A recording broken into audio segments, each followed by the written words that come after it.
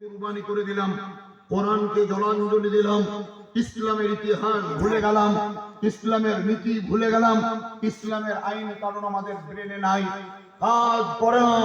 আল্লাহ রাব্বে কায়নাত আমাদেরকে মশওয়ারা করে কাজ করতে বলেছেন। বলুন, আদম নবীকে তৈরি করার আগে ফেরেশতাদেরকে নিয়ে আল্লাহ মশওয়ারা বা যুক্তি করেছিলেন না করেননি? মিটিং হয়েছে না হয়নি? হয়েছে। তা আল্লাহ ফেরেশতাদেরকে নিয়ে মিটিং করলেন।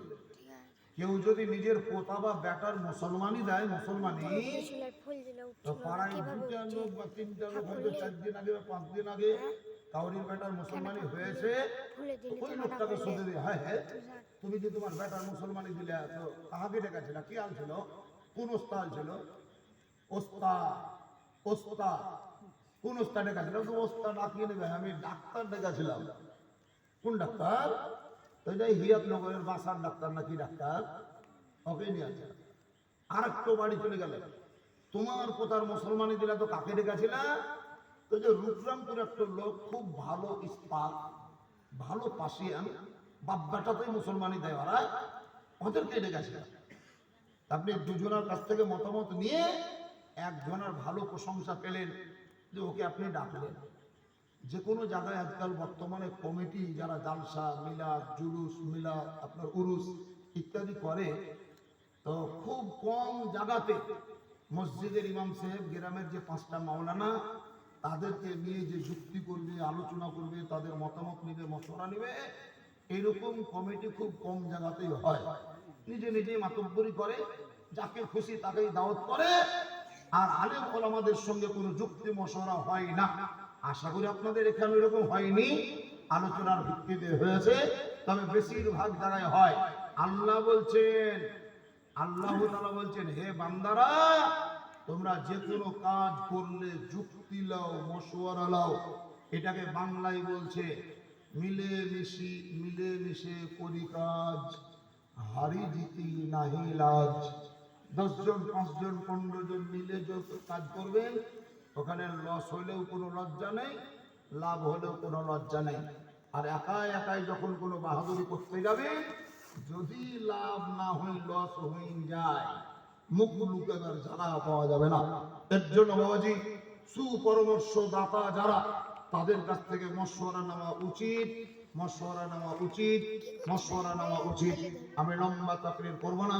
আমাদের নবী রাসূল আরবি হযরতে মুহাম্মদুর রাসূলুল্লাহ, সবাই জোরে করুন সাল্লাল্লাহু তাআলা আলাইহি ওয়াসাল্লামের জামানাতেও ওই মিশর যে দেশটা বললাম, সেটা কাফিরদের দ্বারাই পরিচালিত। আবু বকর সিদ্দিকের আমলেও মিশর দেশটা কাফিরদের দ্বারাই পরিচালিত। হযরতে উমারে ফারুক যখন খলিফা হলেন, আমার কথা বুঝতে পারছেন? এই ছেলেটা ঘুমাইলো নাকি? একটু দেখো, ঘুমাইছো বা? ঘুমায় না তো, জুয়ান ছেলে, মাথা খারাপ হতে দেখাবা। তুমি যদি ওইভাবে তোমার বাপ মার সামনে মাথা প্রতি বসে থাকো, তো তোমার মা তোর কি হলো, কি হলো, কি হলো, এ মামা ছেলেকে কি হলো, মামা ছেলেকে কি হইলো, তখন তুমি উঠো, কই রে, কি হলো? কিছু হয়নি। সবসময় মাথা পুঁততে না, মাথা খাড়ো করে রাখতে হয়, ছেড়ে রাখতে হয়।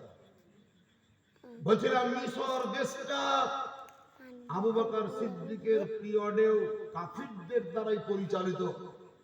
হযরতে ওমর ফারুক রাদিয়াল্লাহু তাআলা এমন একজন সাহাবী, যার নেতৃত্বে, যার কর্তৃত্বে, যার অভিভাবকত্বে বেশ কিছু দেশ স্বাধীন হয়েছে, মুসলমানদের কবজায় এসেছে। তার মধ্যে একটা দেশ হলো মিশর। এই মিশরকে তিনি ফতেহ করলেন, জয় লাভ করলেন, মুসলমানদের কন্ট্রোলে চলে এলো মিশর। এবার বলুন, মিশর যখন মুসলমানদের হাতে চলে এলো, তখনকার আইন কানুন মুসলমানদের মতো হবে না কাফিরদের মতো হবে? কার মতো হবে? মুসলমানদের মতো হবে।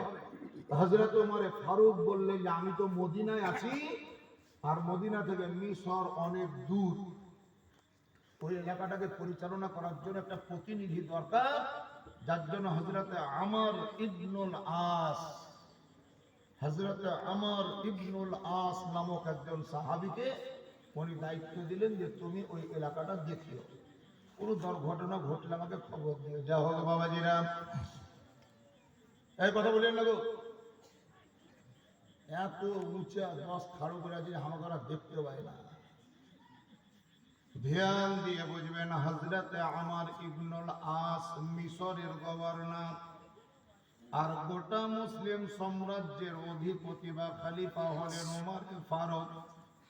সেই সময়কালে যখন কাফিরদের নেতৃত্বে মিশর পরিচালিত হতো, তখন ওই মিশরে অবস্থিত যে নীল নদী, বৎসরে একবার নদীতে পানি থাকতো না, শুকিয়ে যেত, একদম ঠনঠনা শুকিয়ে যেত। জমি জায়গা চাষাবাদ করতে পারত না। নদী যেন তাদেরকে পানি দেয়, নদীতে যেন পানি আসে। এর জন্য তারা নিজের এলাকায় খুঁজে খুঁজে খুঁজে খুঁজে একটা সুন্দরী রূপসী মেয়েকে নির্বাচন করত, অবিবাহিতা মেয়েকে। যেই মেয়েটাকে পছন্দ হতো তার বাপ মাকে বলতো যে ভাই, তোমার বিটি আমাদের সমাজের পক্ষ থেকে পছন্দ, তোমার বিটিকে নিয়ে যাব সাজিয়ে গুজিয়ে, আর ওই নীল নদীর মধ্যখানে বলি দিব। বলি ভোগ দেওয়া বলে, একে ভোগ দিব। যার মেয়েকে পছন্দ হতো তার বাপ মা বড় সন্তুষ্ট হতো, বড় খুশি হতো। তার মেয়ে ভোগ হবে, নদীতে আজকে বলি দেওয়া হবে। ভাগ্যবান নিজেকে বড় অহমিকার পরিচয় দিত।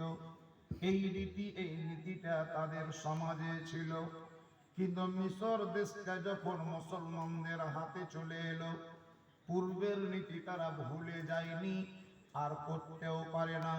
কিন্তু হযরতে আমর ইবনুল আসের নিকটে হাজির হলো, হুজুর গো,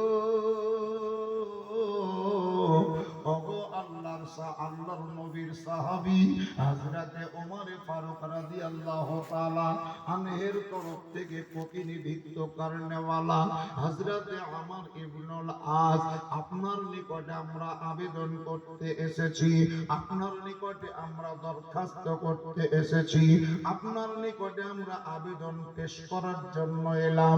হযরতে আমর ইবনুল আস বলেন, কি খবর বলো?